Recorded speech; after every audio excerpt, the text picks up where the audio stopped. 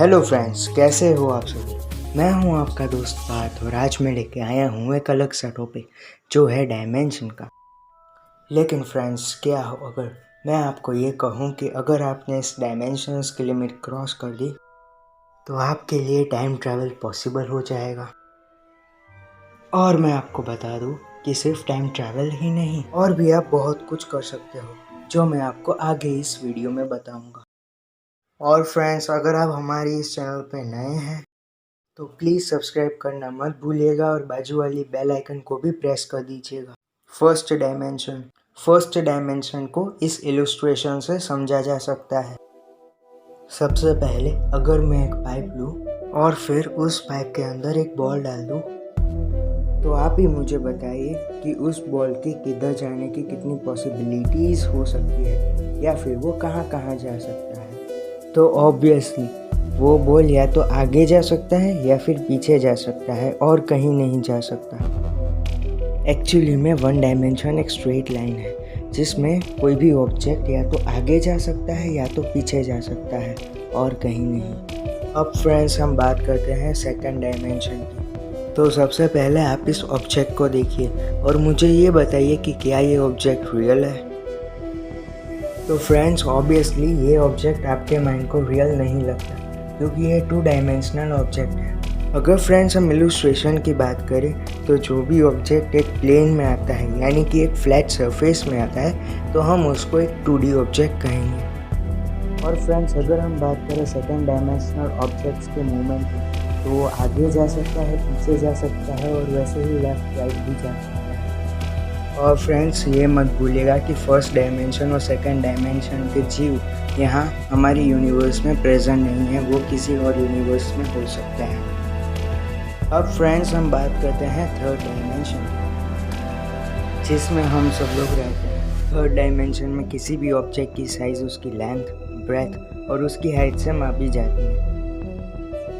Friends, अब हम बात करने वाले हैं interesting point, fourth dimension. Friends, क्या आपको पता है कि फोर्थ डायमेंशन को टाइम भी माना जाता है। फ्रेंड्स, गौर करने वाली बात तो ये भी है कि फोर्थ डायमेंशन में टाइम का फर्स्ट डायमेंशन होता है, यानी कि कोई भी ऑब्जेक्ट जो फोर्थ डायमेंशन से बिलोंग करता है वो टाइम के आगे भी जा सकता है और पीछे भी जा सकता है। और रही बात हमारी, तो हम लोग सिर्फ टाइम के आगे ही जा सकते हैं, पीछे नहीं। अब हम फ्रेंड्स बात करते हैं फिफ्थ डायमेंशन की। फिफ्थ डायमेंशन का कोई भी व्यक्ति टाइम के सेकेंड डायमेंशन में रहता है, यानी कि कोई भी फिफ्थ डायमेंशन का व्यक्ति टाइम के आगे पीछे जाने के साथ साथ साइडवर्ड्स भी जा सकता है। फॉर एग्जाम्पल, अगर आपको एक म्यूजिशियन बनना है और उसी के साथ साथ आपको एक एक्टर भी बनना है तो आप ये दोनों काम एक ही टाइम पे कर सकते हो। सिक्स्थ डायमेंशन के किसी भी व्यक्ति के पास टाइम की कोई भी रुकावट नहीं होती है और सिक्स्थ डायमेंशन का व्यक्ति एक साथ कई सारे रूप धारण कर सकता है एक ही टाइम पे। यानी कि अगर आप एक सिक्स्थ डायमेंशन के व्यक्ति हैं तो आप एक ही टाइम पे डॉक्टर, फुटबॉलर, इंजीनियर और आदि सब कुछ बन सकते हैं। अब हम बात करते हैं सेवंथ डायमेंशन की।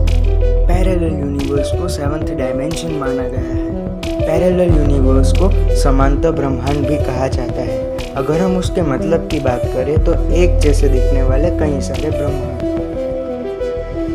जैसे कि हम एक एग्जांपल लेते हैं कि आप सेवंथ डायमेंशन के यानी कि पैरेलल यूनिवर्स के जीव हैं और आप एक प्लैनेट में रहते हैं जिसको हम नाम दे देते हैं प्लैनेट ए। यानी कि बात ऐसी है कि अगर आप पैरेलल यूनिवर्स में रहने वाले सेवंथ डायमेंशन के जीव हो, यानी कि आप अभी जिस प्लैनेट पे रह रहे हो यानी कि प्लैनेट ए, उसी तरह के कई सारे और प्लैनेट्स होंगे जो एक दूसरे की तरह सिमिलर होंगे, यानी कि प्लैनेट ए की तरह सिमिलर होंगे, लेकिन वो अलग अलग यूनिवर्स में होंगे, आपके यूनिवर्स में नहीं।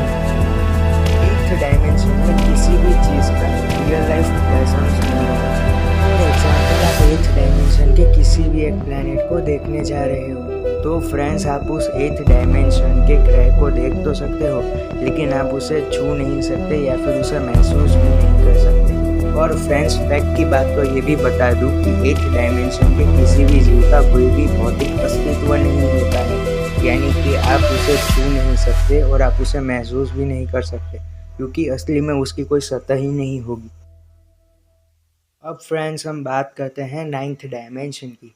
फ्रेंड्स अगर हम बात करें नाइन्थ डायमेंशन की, तो नाइन्थ डायमेंशन के जीवों के पास कोई अलग सी शक्ति होती है। अभी आप एक जगह पे रह रहे हो, तो जिस जगह पे आप प्रेजेंटली रह रहे हो तो उसी जगह पे शायद कोई डायनासोर पहले रह चुका होगा, या फिर शायद फ्यूचर में कोई एलियन उस जगह पे रहने वाला होगा। तो फाइनली मैं आपको ये बताना चाहता हूँ कि एक ही समय पे अलग अलग सभ्यता अलग अलग टाइम पे रहती है, और उसी अलग अलग जीवों को एक ही समय पे देखने की शक्ति नाइन्थ डायमेंशनल जीवों के पास होती है। फ्रेंड्स अब हम बात करते हैं टेंथ डायमेंशन।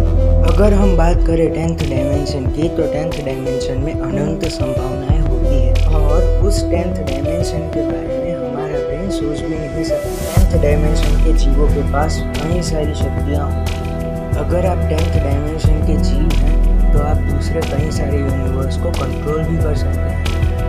अगर हम टेक्निकली बात करें तो टेंथ डायमेंशन के लिए कुछ भी इम्पॉसिबल नहीं हो सकता है। ऐसा कोई भी काम नहीं हो सकता है जो टेंथ डायमेंशनल जीव ना कर पाए।